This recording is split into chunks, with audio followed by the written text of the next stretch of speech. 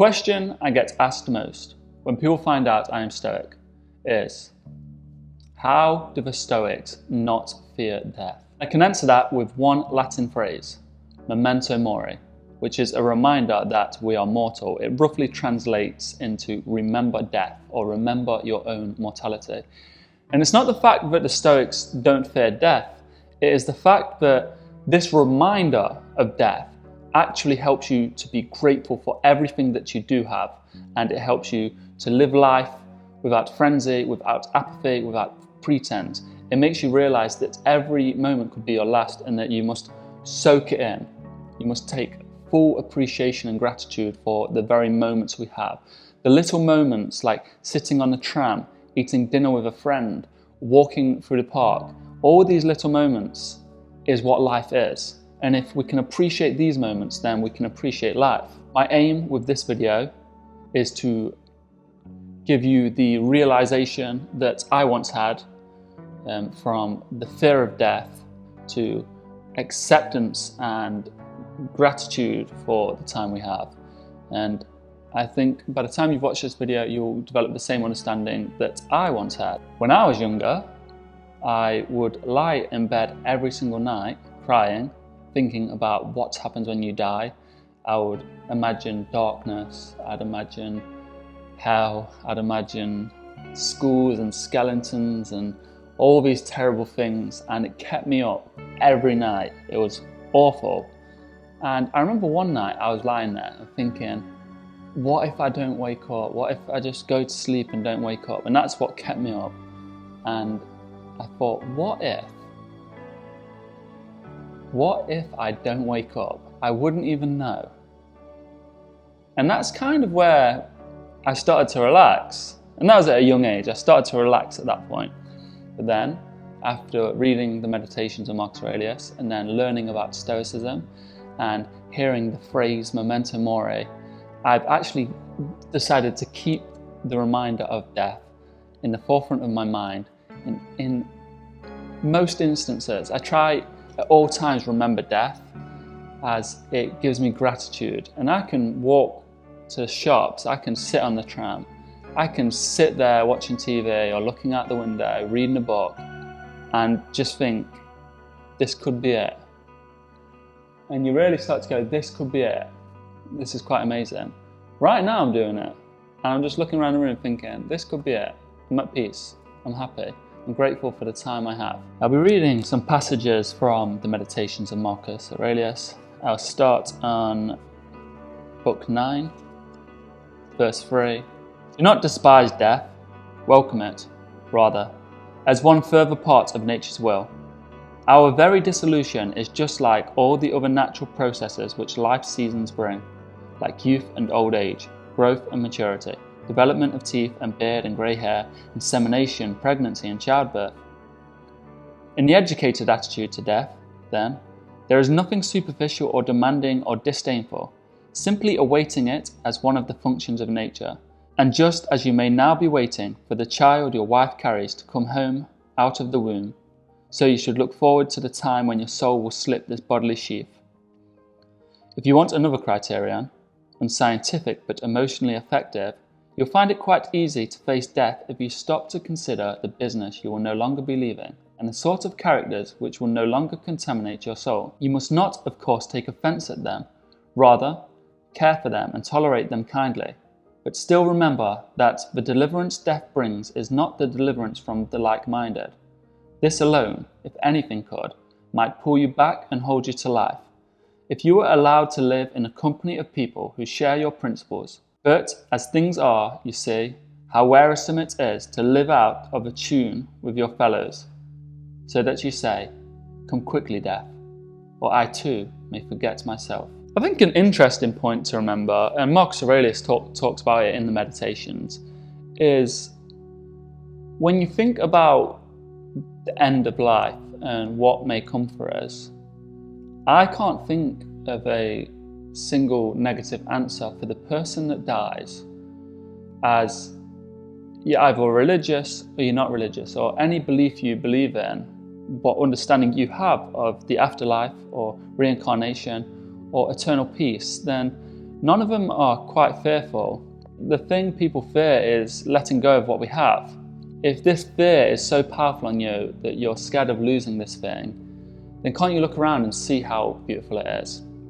I think people really forget that when they are faced with death and losing this life that they have, they understand how precious it is. And that is what gives people, and that's what gives the Stoics such gratitude and such presence, the understanding that when we die, we lose this gift, like the gift of life. Next passage from the Meditations is from book 214, which is as follows. Even if you were destined to live 3,000 years or 10 times that long, nevertheless remember that no one loses any life other than the one he lives, or lives any life other than the one he loses. It follows that the longest and the shortest lives are brought to the same state. The present moment is equal for all. So what is passing is equal also.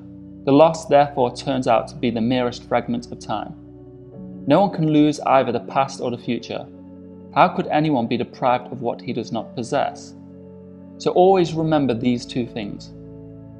First, that all things have been of the same kind from everlasting, coming round and round again, and it makes no difference whether one will see the same thing for 100 years or 200 years or for infinity of time.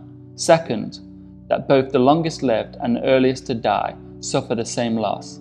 It is only the present moment of which either stands to be deprived, and if indeed this is all he has, he cannot lose what he does not have. Marcus Aurelius talks that all we have is the present. The past is gone and the future is not guaranteed. It's not promised, and all we do is live in this present moment. That's all we have. So when you die, that is all you have. This mere fragment of time is all that you lose. And that is the same for anyone. No matter how long you've lived, you lose the present. That's all you lose. And he also touches in the Meditations that, you could live for 100 years, you could live 10 years. This life that you have is not defined by how long you live. It's not defined by your grey hairs. It's defined by what you make of it. You could live a short time being kind to others, leading a good life, or you could be a bad person, ruining lives, ruining your own life, being miserable. You could do that for 100 years. What life is lived better, and who loses the most? We all lose the present. So the next passage, which I want to read from the Meditations, is book 1236, and it is the final passage from the Meditations of Marcus Aurelius when he died on the 17th of May 180 in Pannonia at his military quarters. Mortal man, you have lived as a citizen in the great city. What matter if that life is 5 or 50 years? The laws of the city apply equally to all. So what is there to fear in your dismissal from the city? This is no tyrant or corrupt judge who dismisses you, but the very same nature that brought you in. It is like the officer who engaged a comic actor dismissing him from the stage. But I have not played my 5 acts, only 3. True, but in life 3 acts can be the whole play. Completion is determined by that being who caused first your composition and now your dissolution. You have no part in either causation. Go then in peace. The God who lets you go is at peace with you. Marcus Aurelius talks about the being or the entity, whatever takes you from life, the Grim Reaper, death, that takes you from life, is the same thing that brought you into life, that gave you the gift of life. If you believe in Mother Nature or the cosmic universe or God, they gave you life. They gave you this gift, and it's like the song, everything is borrowed. Nothing is ours. So we are given this gift for a brief amount of time, and then it's taken back. So there is nothing to fret. There's no reason to be angry that this being, or this thing, this entity, life that you're given is then taken away from the same thing. In this final paragraph, Marcus Aurelius wrote at his military quarters when he died aged 58, just short of his 59th birthday. He talks about the great city. It says, you've lived as a citizen in this great city. He's not talking about Rome. He is talking about life. He's talking about the universe. That is the great city that we are all a part of. And just like you look after your city, you look after your universe. And one thing is, all of our natures within the universe are tied.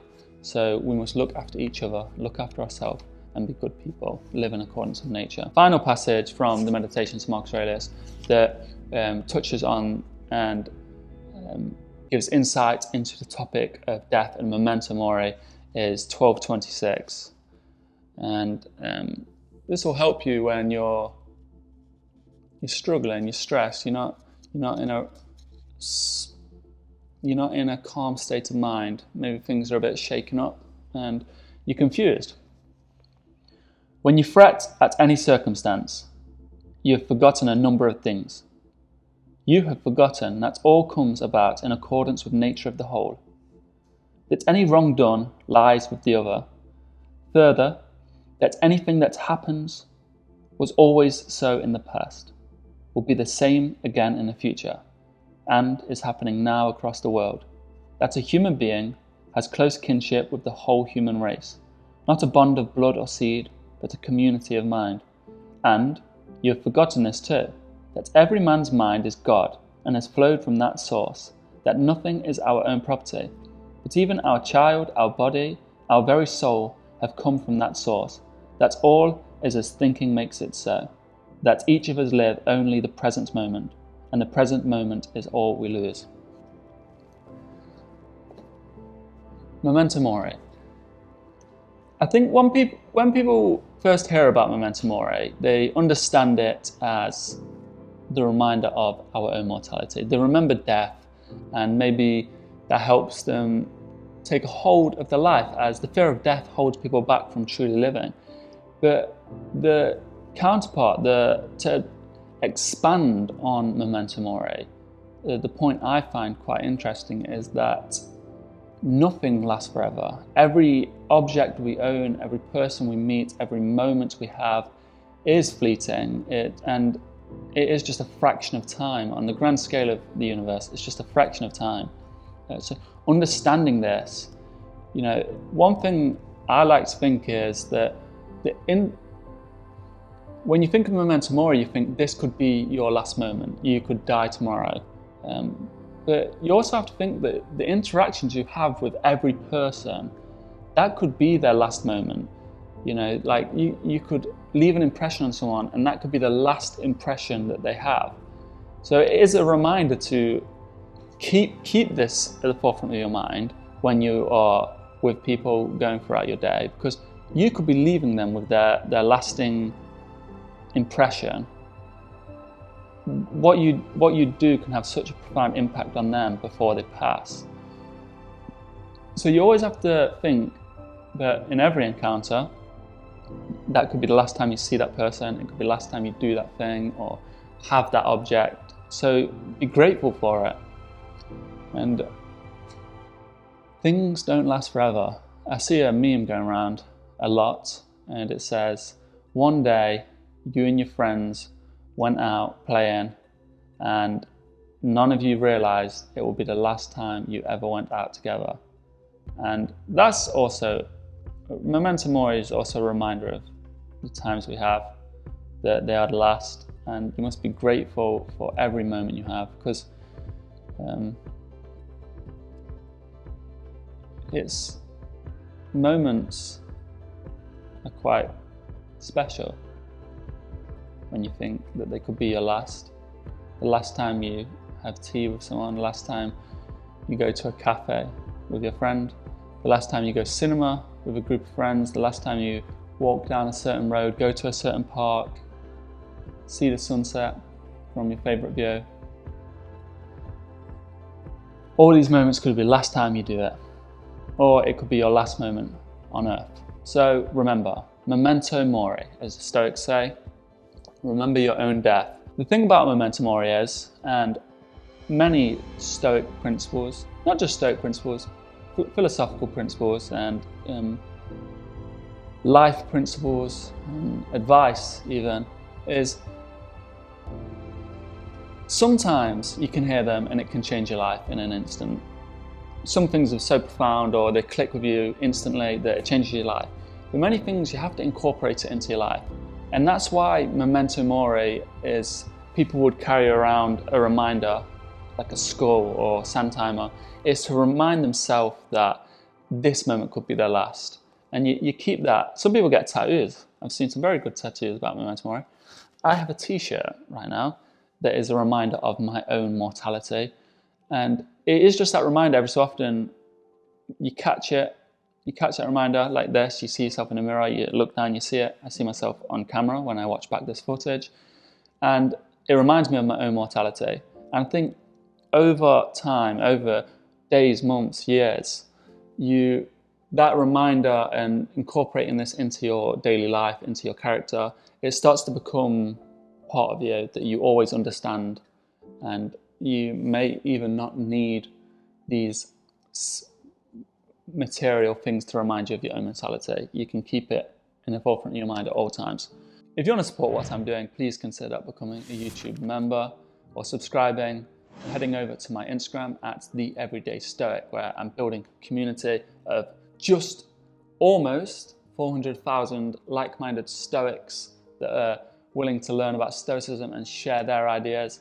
And the comments have been going crazy recently. I've been getting like 300, 400 comments on a lot of the posts, and I'm trying to answer all of them and get a good comment back to everyone, an actual thought out comment to everyone.